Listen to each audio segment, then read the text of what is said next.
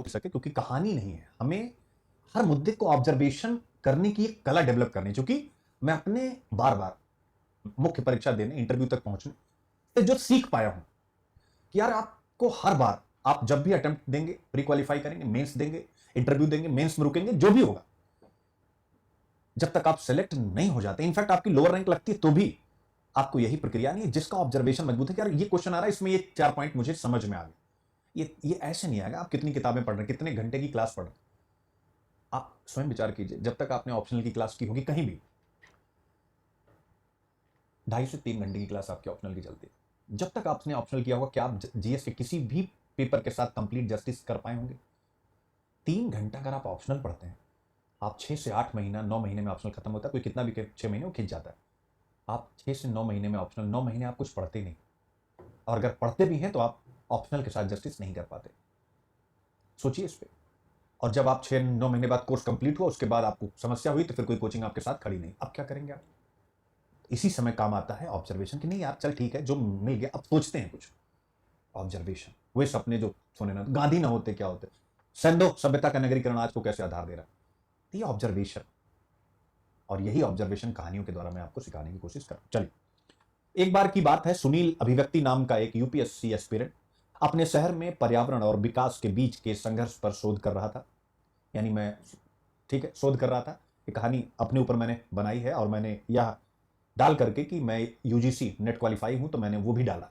ठीक है, एक बार की बात है, तो उसी वजह से मुझे इसने रिसर्चर टाइप की चीज आपके लिए मुझे रिसर्च स्कॉलर आपके सामने रखा। एक बार की बात है, सुनील अभिव्यक्ति नाम का यूपीएससी अभ्यर्थी अपने शहर में पर्यावरण और विकास के बीच के संघर्ष पर शोध कर रहा था। उसे यह समझना था कि कैसे भारत अपनी ऊर्जा जरूरतों को पूरा करते हुए पर्यावरण का संरक्षण कर सकता है। यानी हम ऊर्जा की अपनी नीड भी पूरी कर ले और पर्यावरण को संरक्षित भी कर ले। उसे एक समस्या का समाधान, यानी सुनील को एक समस्या का समाधान खोजना था, और वो था कोयले से स्वच्छ ऊर्जा की ओर भारत का संक्रमण। कोयले से स्वच्छ ऊर्जा की ओर भारत का संक्रमण, जिसमें लाखों लोगों की आजीविका, जैसे मैंने पढ़ा है, रोजगार, और प्लस उसके साथ साथ देश की अर्थव्यवस्था में जीडीपी भी शामिल थे। कोयला विकास का इंजन या विनाश का कारण, अब हम इसी क्रम में इस विषय को शोध के माध्यम से समझेंगे। सुनील ने अपने शोध में पाया, शोध क्या है, ज्ञान के साथ एक अजनबी मुलाकात। सुनील ने अपने शोध में पाया कि कोयला भारत की अर्थव्यवस्था का मुख्य स्तंभ है। लाखों लोग कोयला खदानों और कोयला आधारित ऊर्जा संयंत्रों में काम करते हैं। यह उद्योग भारत के जीडीपी में महत्वपूर्ण योगदान करता है। देख सकते हैं, स्टार्टिंग में ही मैंने बता दिया। लेकिन इसका पर्यावरण पर विनाशकारी प्रभाव भी है। कैसे? नंबर 1 विनाशकारी प्रभाव, नंबर 1 पोल्यूशन बहुत फैलाता है। दूसरा, स्वाभाविक जिस भूमि पर होता है वह भूमि फिर किसी काम की नहीं रह जाती, यानी भूमि का विनाश करता है। और तीसरा, इसमें जल संसाधनों का अत्यधिक दुरुपयोग होता है। ऐसे में सुनील को एक ऐसा रास्ता चाहिए था जिससे आर्थिक विकास और पर्यावरण संरक्षण के बीच संतुलन बना रहे। और इसी संदर्भ में न्याय संगत ऊर्जा संक्रमण का सिद्धांत उसके सामने आता। सुनील को एक रिपोर्ट मिली जिसमें यह कहा गया कि न्याय संगत ऊर्जा संक्रमण, जस्ट एनर्जी, जस्ट मतलब न्याय संगत, जस्ट एनर्जी ट्रांजिशन के लिए $1 ट्रिलियन की जरूरत पड़ेगी। यह रकम यानी $1 ट्रिलियन केवल कोयला खदानों, एक कोयला संयंत्रों को बंद करने के लिए नहीं, बल्कि कोयले पर निर्भर लाखों लोगों की आजीविका को बचाने के लिए भी थी। इसमें हरित ऊर्जा में निवेश नंबर 1, दूसरा रोजगार के लिए कौशल विकास, तीसरा समुदाय को समर्थन जैसे कदम शामिल थे। सुनील को यह समझ आया कि केवल भारत ही नहीं, बल्कि दक्षिण अफ्रीका और जर्मनी जैसे देश भी कोयले से दूर जा रहे हैं। दक्षिण अफ्रीका को अपने 20 साल के ऊर्जा संक्रमण के लिए $98 बिलियन की मदद मिलेगी, जबकि जर्मनी ने 2038 तक कोयले से 2038 तक कोयले से बाहर निकलने का कानून बना दिया। इन देशों में सरकारें और अंतर्राष्ट्रीय संगठन मिलकर निवेश कर रहे हैं ताकि एक अस्थायी और न्यायसंगत ऊर्जा संक्रमण हो सके।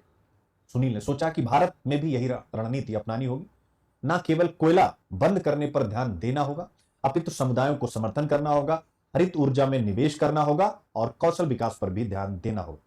सरकार की योजनाएं जैसे नेशनल सोलर मिशन, राष्ट्रीय सौर मिशन, ग्रीन हाइड्रोजन मिशन, इस दिशा में उठाए गए सकारात्मक कदम। उसे यानी सुनील को यह भी पता चला कि स्थानीय सीएसआर फंड, यानी जो कंपनियां करती हैं, कंपनी एक्ट के तहत एक निश्चित मापदंड, टर्नओवर और लाभ के मामले वाली कंपनियां ऐसा करती हैं, ऐसा कंपनी एक्ट का प्रावधान है। उसे यह भी पता चला कि स्थानीय सीएसआर फंड और खनिज फाउंडेशन फंड का उपयोग नए व्यवसायों और समुदायों के लिए किया जा सकता है। सुनील को यह भी समझ में आया अपने शोध के दौरान कि यह सिर्फ एक आर्थिक या पर्यावरणीय मुद्दा ही नहीं है, बल्कि यहां नैतिकता का सवाल भी मौजूद है। गांधी जी के सिद्धांतों के अनुसार हमें विकास करना चाहिए, लेकिन इस तरह से कि प्रकृति और भावी पीढ़ियों का नुकसान ना हो। यह नैतिक दायित्व है कि हम उन लोगों का ध्यान रखें जो कोयला उद्योग पर निर्भर हैं और उन्हें हरित अर्थव्यवस्था में निवेश का अवसर प्रदान करें। अंत में, शोध के अंत में सुनील ने समझा कि भारत का ऊर्जा संक्रमण सिर्फ एक तकनीकी या आर्थिक परिवर्तन नहीं, बल्कि एक नैतिक और सामाजिक बदलाव भी है। इसे न्याय संगत और समावेशी बनाना सबसे महत्वपूर्ण है। ठीक है, क्लियर है? तो ये आप देख सकते हैं, ये कहानी। उसके बाद क्वेश्चन। अब देखिएगा, इसी क्वेश्चन